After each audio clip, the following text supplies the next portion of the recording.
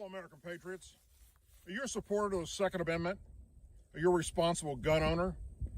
If so, then you know the day will come that you're going to need a trusted and qualified gunsmith. When that day arrives, I want you to contact the man that I trust with my weapons, Mr. Delaney Jackson, owner of Jumpin, Gunsmith, and Appraisal. Besides being a professional gunsmith, Delaney is a true American patriot. And, a little trivia for you, he's also the manager and guitar player for country music legend Mr. Mark Chestnut. So when the time arrives, take your weapons to the man who treats my weapons like they're his own, my trusted friend, Mr. Delaney Jackson at Jumpin, Gunsmith, and Appraisal. Contact information and website information is in the description of this video below. Thank you and God bless. I, Douglas Ducote, an American patriot by the grace of God, do solemnly swear to support and defend the Constitution of the United States of America from enemies foreign and especially domestic.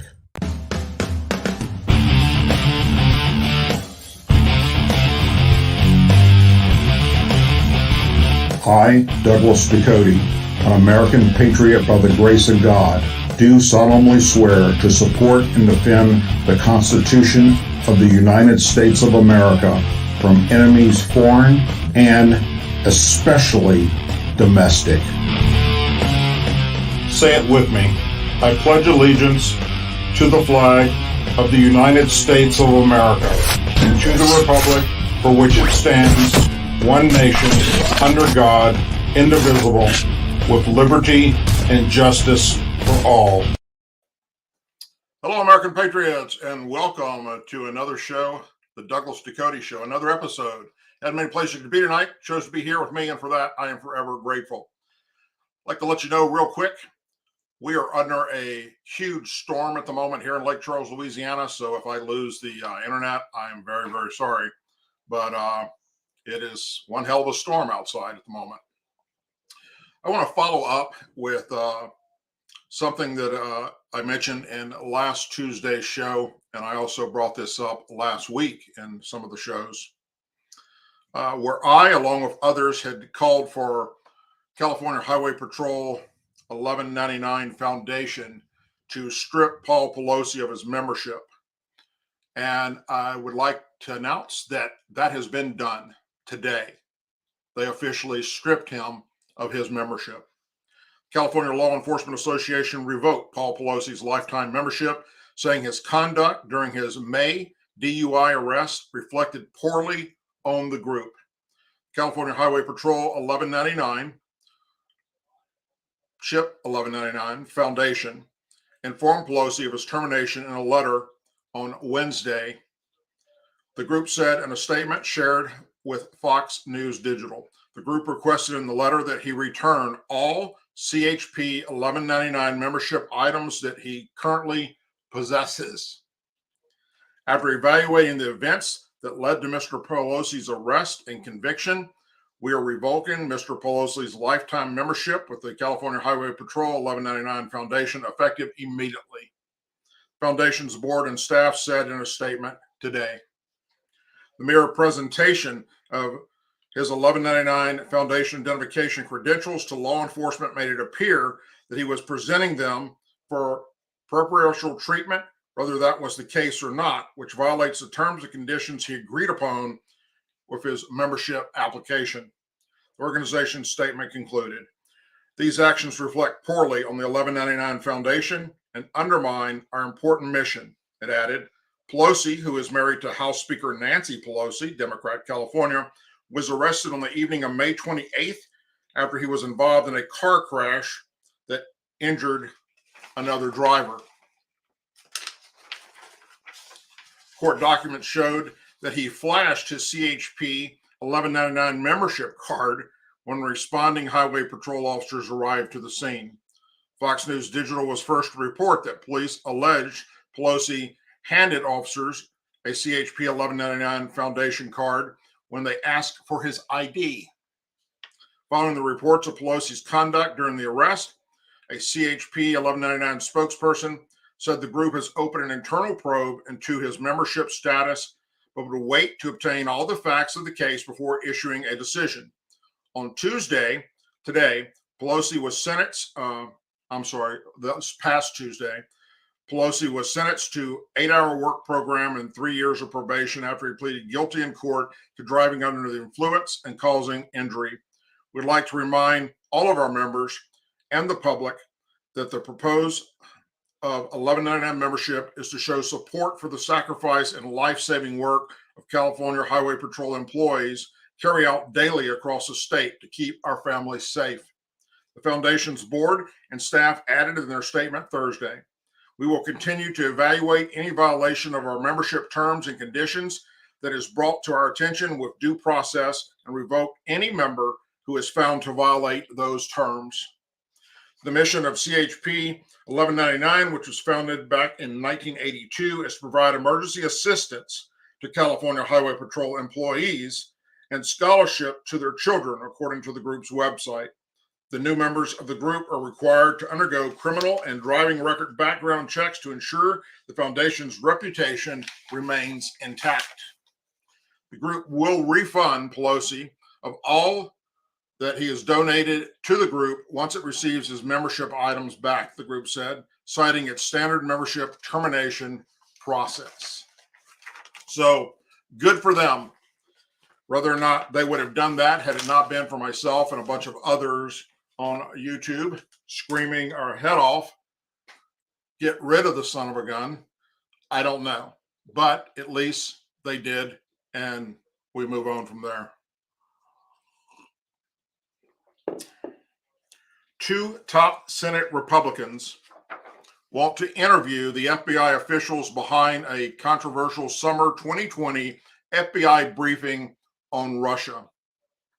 Senators Chuck Grassley and Ron Johnson sent a letter to the 2 FBI employees on Thursday, alleging the August 2020 briefing was unnecessary and was only done because of pressure from other Democrat colleagues, including Democrat leadership, to falsely attack the Biden investigation as advancing Russian disinformation. And that's Hunter Biden we're talking about.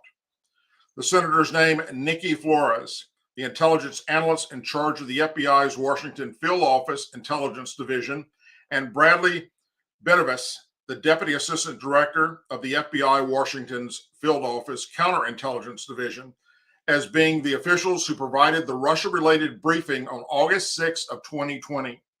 The senators want the duo to appear for a transcript interview in September. Simply put, the unnecessary FBI briefing provided Democrats and liberal media the vehicle to spread their false narrative that our work advanced Russian disinformation, Grassley and Johnson wrote. Although you stated that the FBI didn't intend to interfere in our investigation, the partial effect of such an unnecessary briefing and the leaks that related to and created interference, which frustrated and obscured congressional oversight efforts. The senators said they had repeatedly raised the issue with FBI Director Christopher Wray. The request comes after 15 FBI agent whistleblowers have come forward and disclosed, claimed the Bureau improperly labeled evidence on Hunter Biden as disinformation. The FBI did this on purpose to free Hunter Biden of this laptop scandal and all the crooked things that are on that laptop linking him and his father to China and Ukraine and billions of dollars. And to this day, Joe Biden still swears up and down he knew nothing about what his son was doing. But on the laptop, we know that's not true.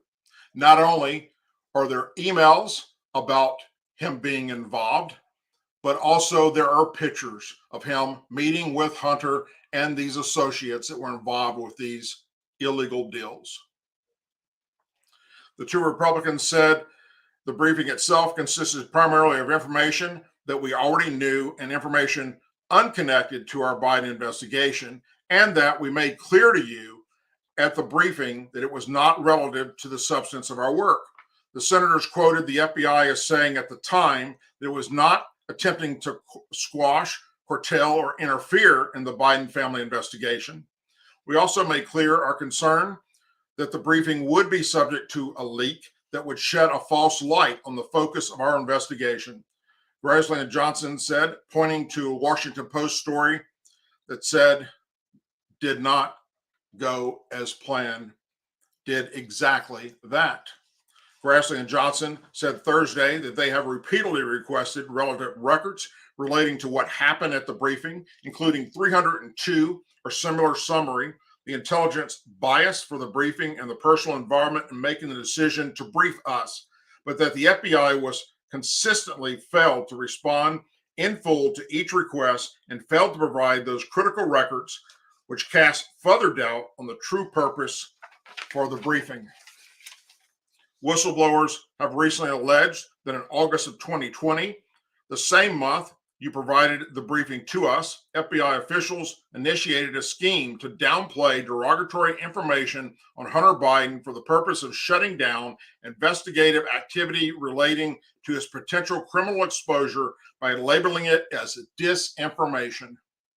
The senators told the FBI officials, Director Wray said he found the whistleblower allegations deeply troubling when asked about them in early August. Whistleblowers have also alleged that local FBI leadership instructed employees not to look at the Hunter Biden laptop immediately after the FBI had obtained it, the senator said Thursday, today. Johnson said this week that whistleblowers told him that local FBI leadership told Bureau employees that you will not look at the Hunter Biden laptop and that the FBI is not going to change the outcome of the election again. Johnson said the new whistleblower claims allege that the FBI did not begin to examine the contents of Hunter Biden's laptop till after the 2020 presidential election, potentially a year after the FBI obtained the laptop in December of 2019. The Grassley-Johnson report on the Biden family and Hunter Biden's business dealings in Ukraine and China was released in September of 2020. Joe Biden's campaigns and its allies dismissed the Hunter Biden laptop story as Russian disinformation operation in October of 2020. So, listen, here's a serious problem we have. Let me phrase it like this. Director Wray of the FBI, the fact that you're wondering why we, the American people, do not trust the FBI anymore is mind-boggling. All you've got to do is use YouTube, for crying out loud, and look at all the hearings that took place involving Hunter Biden issues, involving Ukraine, involving Russia, involving China, involving Hillary Clinton, involving James Comey, Peter Strzok, Lisa Page, John Brennan. I could go on and on and on. The evidence is all there. But what did the FBI do? Not only, in many cases, did you turn a blind eye and let them get away with their criminal conduct, but in this situation with Hunter Biden's laptop, your agents went on a campaign to discredit it, knowing damn good and well that it was all true. And now we're to believe that it's going to be a non-biased investigation continuing and going forward on Hunter Biden? I doubt that very seriously. Because from what we know so far that has been leaked involving that laptop, if you actually did your job, not only would you take Hunter Biden into custody, but you do the same thing with his father, who happens to be the president of the United States, who lied time and time again by saying he knew nothing about what his son was doing. We all know that's bullshit. director of the FBI, Christopher Wray. We all know now that you have rogue agents throughout the FBI. And that should be your top priority. How do I ring these no good pieces of shit back into place where they belong? And that is doing the right thing in a law enforcement standpoint. Lady Justice wears a blindfold for a reason. And to have a two-tier justice system, one for Democrats and one for Republicans, is bullshit. You know it. I know it. Everybody knows it. Regardless of what political party you come from, we all should be treated the same in our justice system. And that shit's not happening. And it needs to happen ASAP. If Republicans take back the House and Senate at midterms, right around the corner, the very first thing they need to do is make sure you, Christopher Wray, go to the unemployment line. And then they need to kick out that piece of shit at the Department of Justice who's got your six and fix this corrupt organization. Because we, the people, no longer trust the Department of Justice or the Federal Bureau of Investigation because of your own doings that unfolded right in front of our own eyes and ears. Sadly, there are many members of the Department of Justice and the FBI that do outstanding work daily. I know some of them personally. Yet, their leadership are failures. And that needs to be corrected immediately. And hopefully it will at midterms. Continuing on, a federal judge ordered today that the affidavit justifying the search warrant used to seize sensitive government documents from Donald Trump's Mar-a-Lago resort in Florida earlier this month should be partially unsealed according to redactions proposed by the Justice Department after they were ordered to do so. The order from Judge Bruce Reinhart, who, let me go on record again saying, I thought for sure would not side with Trump's lawyers in any way, shape, or form with this investigation because he's anti-Trump. He's anti-Republican. He's anti-conservative. We know that. We've seen his past tweets, his past social media posts, and we know that he also used to represent pedophiles that worked for Jeffrey Epstein. But yet, it appears he's doing an about-face. Maybe because he knows what's about to happen in midterms. If Republicans take back the House and the Senate, they're going to go after his ass if he doesn't start doing the right thing. And it appears now that he is. The order from Judge Bruce Reinhart, who approved the FBI search warrant and is overseeing the case, instructed the Justice Department to release and redact versions of the affidavit that he had reviewed before noon tomorrow. In a two-page ruling, the judge said the Justice Department's proposed redactions are specifically restricted to keep secret grand jury material, the identities of unchanged individuals and sources and methods used in criminal investigations, and the remainder could become public and should. The government has met its burden of showing that its proposed redactions are narrowly tailored to serve the government's legitimate interest in the integrity of the ongoing investigation and are the least erroneous alternative to sealing the entire affidavit, Reinhart wrote. The affidavit is expected to contain key information, notably the probable cause about the Justice Department's investigation into Trump's unauthorized retention of government secrets at Mar-a-Lago, which could arise to potential charges, including under the Espionage Act or obstructing justice. How much of the affidavit will be redacted was not clear. The Justice Department has opposed unsealing the affidavit in any way and only submitted proposed redactions after being ordered to do so by the judge last week. Warning redactions could be so extensive as to make it meaningless, but Depending on how the affidavit was produced, former U.S. attorney said it could also contain elements that are not directly related to the investigation, such as descriptions of potential crimes that the Justice Department suspected were being committed at Mar-a-Lago. The submission and partial release of the affidavit is a major development in the investigation, being led by the Justice Department's National Security Division and the Attorney General Merrick Garland, who personally approved the warrant after days of deliberation. The FBI earlier this month quietly executed a search warrant at Trump's beachfront pay-for-membership resort in Palm Beach, Florida, retrieving 26 boxes of highly sensitive government records, including some documents with top-secret markings.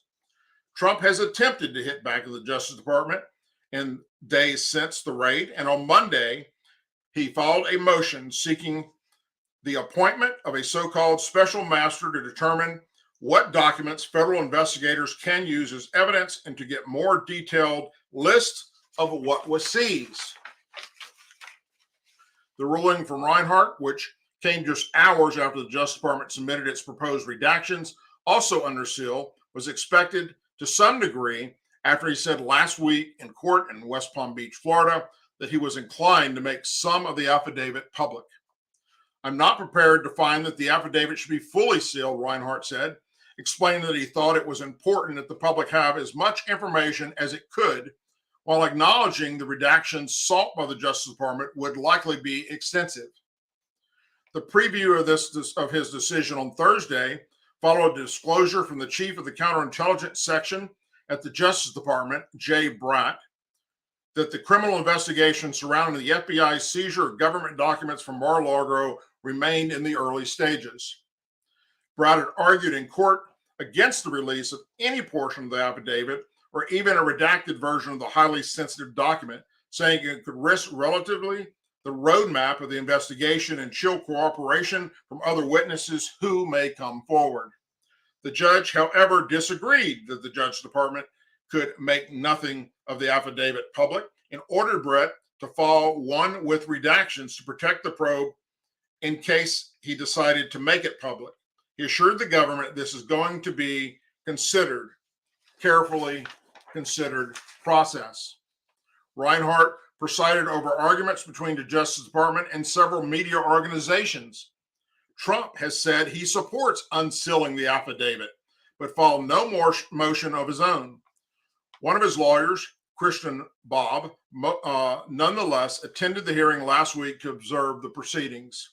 The Justice Department that day did support unsealing several documents that were not directly related to the affidavit, including the cover sheet to the search warrant application and the court sealing order, which Reinhart agreed to make public.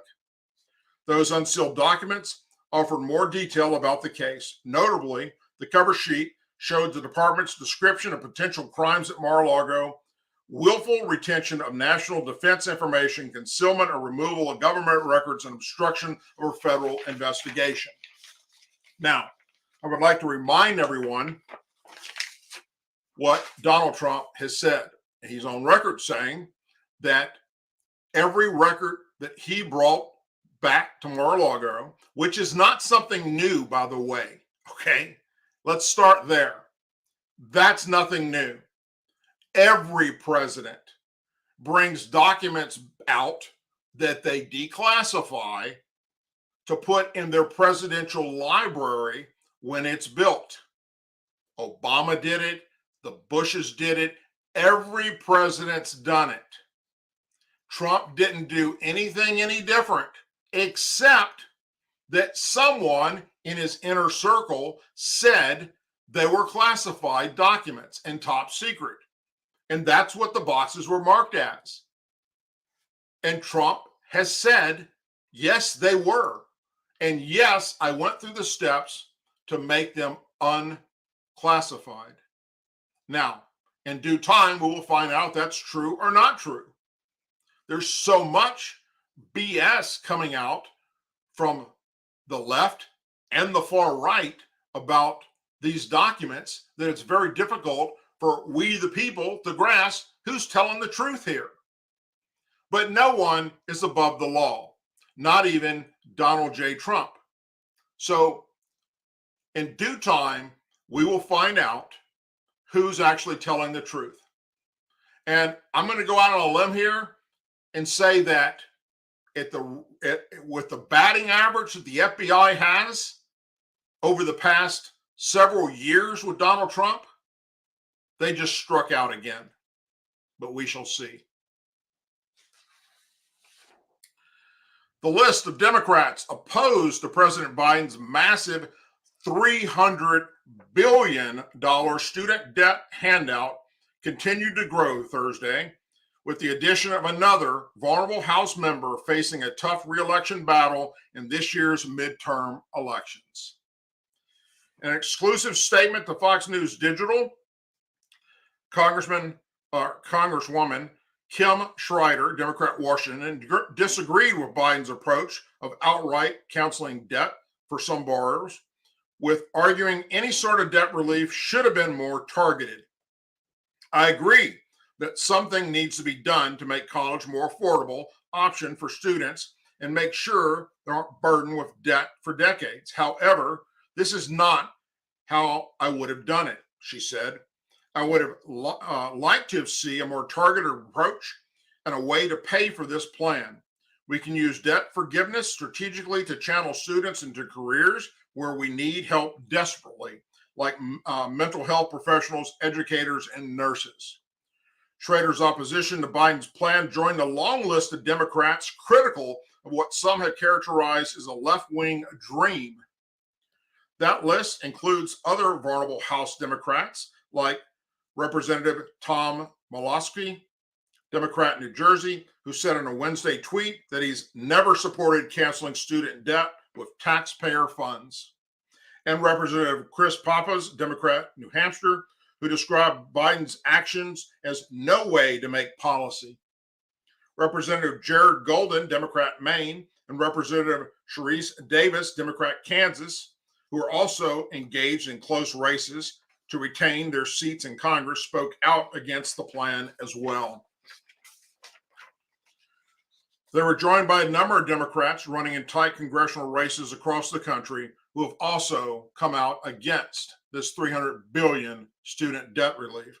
They're Catherine Cortez Macedo, Democrat, Nevada, Senator Michael Benton, Democrat, Colorado, and Representative Tim Ryan, Democrat, Ohio. Outside the vast number of elected officials speaking out against Biden's plan, two former Democratic administration officials also voiced their concern. Obama administration economist Jason Furman and Clinton administration Treasury Secretary Larry Summers. Pouring roughly $500 billion of gasoline on the inflammatory fire that is already burning is reckless. Doing it while going well beyond one campaign promise, $10,000 of student loan relief, and breaking another, all proposed paid for, is even worse, Foreman tweeted. Every dollar spent on student loan relief is a dollar that could have gone to support those who don't get the opportunity to go to college, Summers also tweeted.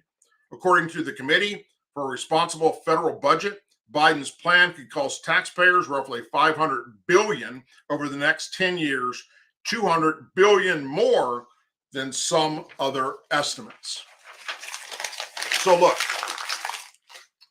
there are lots of ways to go to college, all right? The only thing that's mandatory in America, in our education system, is K through 12. Past that, if your parents are wealthy, you can go to college. If your parents served in the military and you can use their benefits, you can go to college. If you served in the military, you've got college. If you're from a low-income family or you're a minority, there are programs out there available so you can go to college. Hundreds of thousands, actually more than that, millions of Americans have gone to college 4 years, 8 years, and more, becoming everything from lawyers to surgeons and have huge debt that they paid back. But all of a sudden, today's society of privileged kids don't have to pay back shit.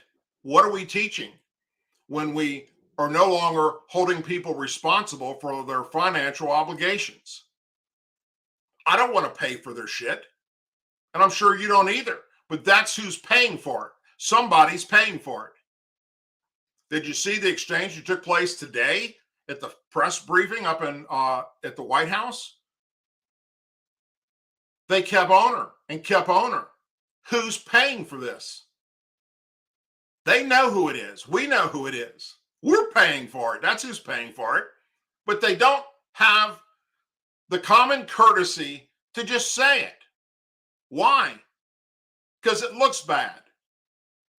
Because it looks bad to everybody else that works their ass off to make a living and, in many cases, paid your way through college.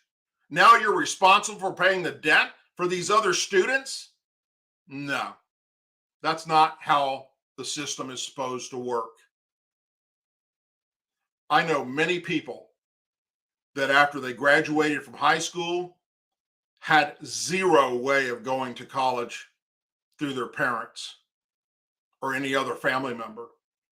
So they applied for all the different programs that were out there available from the government and got in and got a nice degree out of it. But now we want to make up all kinds of bullshit. Well, that needs to stop. Hopefully it will come midterms.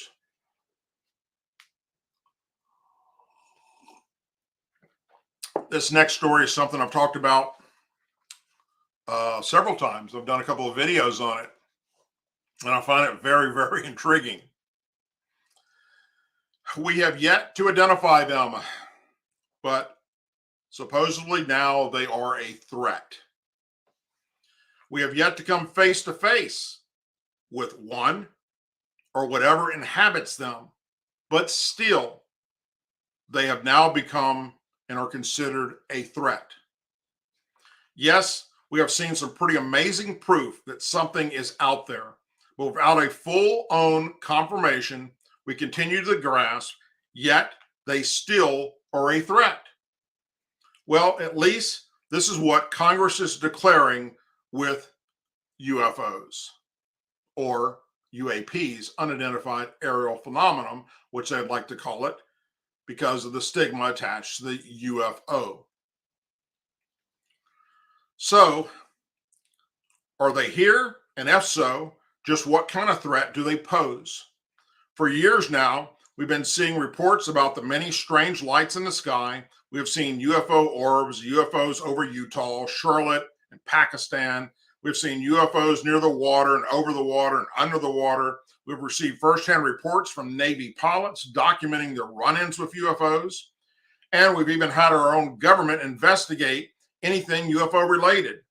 But even had a recent highly overrated movie, tackle this UFO phenomenon. It seems all this activity has ramped up tremendously over the past 15 or so years, especially since COVID started.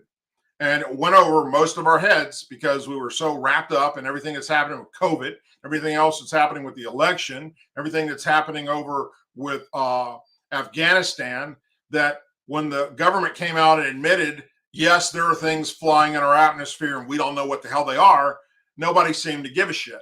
It was like we got way more to worry about, like how we're going to put gas in our car or food on our table. So if all of these incidences of possible UFO interactions, we finally got something that many of us never thought we'd see. Congress sort of kind of in a way admitting that there is a possibility that may not believe that the UFOs are man-made, and this admission was put down on paper now. So now Congress has authorized the Intelligence Authorization Act for fiscal year 2023. So what exactly is the Intelligence Authorization Act? The act was first introduced in March of 1991 passed by the House in May of 1991, passed by the Senate in June of 1991, and finally given to then President George Bush to sign into law on August 14th, 1991. The role of this act has been maneuvered since its passing, but for the most part, it is to ensure that all of America's intelligence agencies have the resources necessary to protect our country. The fiscal year 2023 has provisions in it such as bolstering intelligence support for Ukraine, confronting the growing national security threat posed by China, and strengthening overseas of national security threats associated with the regimes in Cuba and Venezuela, just to name a few. But buried deep in this report is an addendum that is sure to raise an eyebrow or two. This is where Congress made not one, but two startling claims. The first says that cross-domain transmedium threats to the United States national security are expanding exponentially. Well, that sounds anonymous, as well as it should. By the Pentagon's definition, a cross-domain transmedium threat is one that has the ability to move from water to air to space in ways that we can't even fathom, especially since there is not one piece of equipment on Earth that can do that. To help in some way to figure these types of threats out, the Pentagon recently announced the creation of the All-Domain Anomaly Resolution Office. They always come up with such catchy titles, or the AARO. The creation of this would see unidentified aerial phenomenon, which is the fancy new way of brilliant government calls UFO, to be reclassified as, wait for it, unidentified airspace undersea phenomenon. Also, the Pentagon office would be retitled to reflect this name change. The reason for this undersea designation is because last year there was leaked video from the military.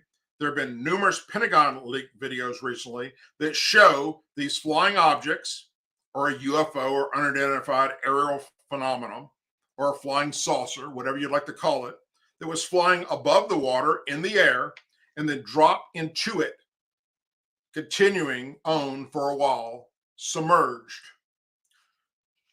and then come back up into the air again. This is something the Pentagon has since confirmed as being authentic in the videos. We have not designed anything on planet Earth that has the ability to do what these things are doing. So it's either from another world, or it's another country that has developed technology that makes us look like the Wright brothers again. Because these things are doing things that defy everything we know about aerodynamics. The second claim, interfered by Congress in the Intelligence Authorization Act for fiscal year 2023, is that they want to be able to know which UFOs are of human origin and those that are not. Temporarily non-attributed objects, or those that are possibly identified as man-made after analysts, will be passed to appropriate offices and should not be considered under the definition as unidentified airspace undersea phenomenon. The amendment reads in part,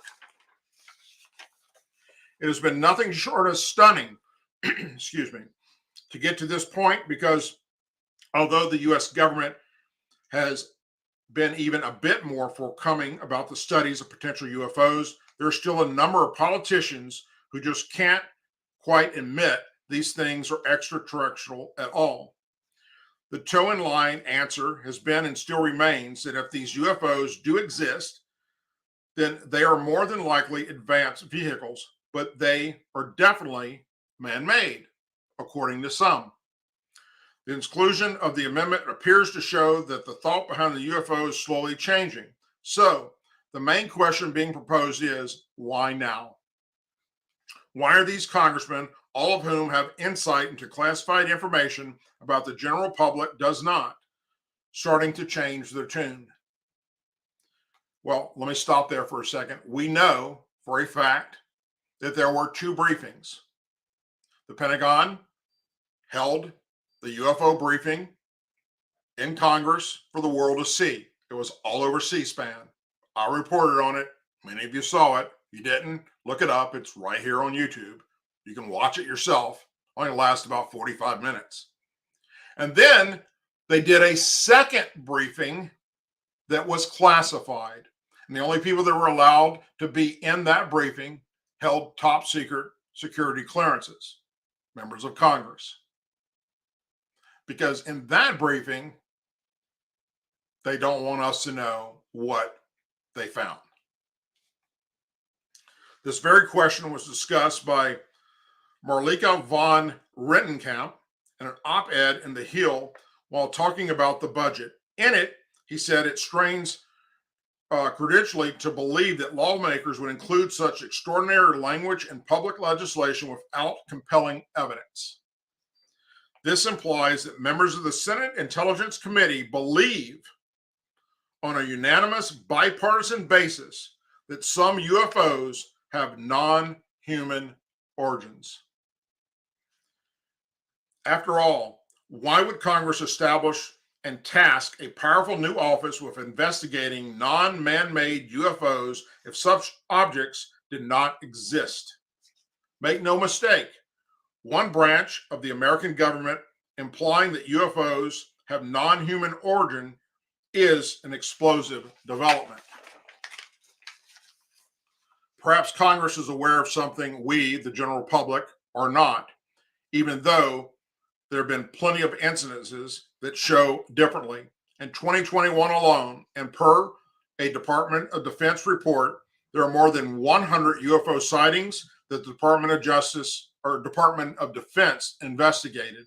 Some of these sightings could not be explained with any of our current scientific models, so they asked for more time and more cash to be able to fully study this phenomenon. Are we alone? Is there someone out there who is trying to introduce themselves? Congress seems to think there might be something going on in the outer realms of space, and they are now considering UFOs a possible threat. So you can look it up, friends. It's you can Google it. Intelligence Authorization Act for fiscal year 2023. And in it, read about members of the Intelligence Committee of our Congress putting in there words to show that this is a direct threat to life on Earth. Not to mention, it's a threat to our military aircraft that are flying around with something that's flying around in its airspace at the same time, and we don't know what it is or who it is or who owns it. Nobody's saying they're little green men from Mars, but what they are saying is yes, and this is the Department of Defense and the FAA is on board with this, as well as the intelligence members of Congress, that yes, there is something here that we can't explain no matter how hard we try, because it's doing things that defy everything we know about physics and aerodynamics. And if a human would happen to be in one of these objects, what they do, the speeds they can go to from a hover to several thousand miles an hour in a second and stop again, would disintegrate a human body. Even drones can't do something like that, much less go from the air under the ocean for a while and then reappear back in the air again and then zip off in a split second and be gone. So for years and years and years, people have reported on this, and have reported on sightings of things they've seen. They didn't know what they were. And just remember, although there's a stigma behind it, UFO does not mean little green men from planet Mars. It means unidentified flying object. It's something in our airspace, and we don't know what it is. But with finally the Department of Defense getting involved, and NASA, by the way, getting involved, and other government agencies to link together and study this closely, maybe we will get some type of answers in the very near future. But regardless, we have to know what it is. Because if it is another country that's developed technology like these things are doing, we're screwed. Because we don't have that ability to reproduce this. Anyhow, I'm going to run on over to the chat section real quick and see by chance if anybody has left any questions you'd like answered. It's the last 15 minutes of the show tonight. So if you have any questions you would like to ask me, feel free to do so in the chat. We do have a Discord that's going to be coming up real soon. And once we have that in place, we'll be able to do that. Also, in the future, you can go to Douglas at DouglasDucote.com and you can send me an email with your question. And if it's something that's relevant and something that's not bullshit, like some that I've already received today from certain people, then I will bring it up and talk about it. So let me swing over here real quick. And John's busy. What's up, John? Yes, the Nazis are experimenting with some weird shit. Sans World says drones could F jet powered, not to these speeds. That's the thing that's unheard of. You know, and how they, when they look at speeds, they say, okay, well, here's where it's at, and we have it on radar at this location, and it goes from that location to this other location in 2.3 seconds, and that happens to be 50 miles. We don't have that ability. We just don't. In fact, the fastest manned aircraft that we ever built has been retired now for many years, and that's the SR-71. So it's very, very interesting, to say the least. And I hope that we get the answers to it. I really do. And it looks like we've got some hackers in there, or some people doing some stupid shit, sending in adult dating sites. Y'all don't have anything better to do with your life. You can go do it fucking somewhere else. Let's see here.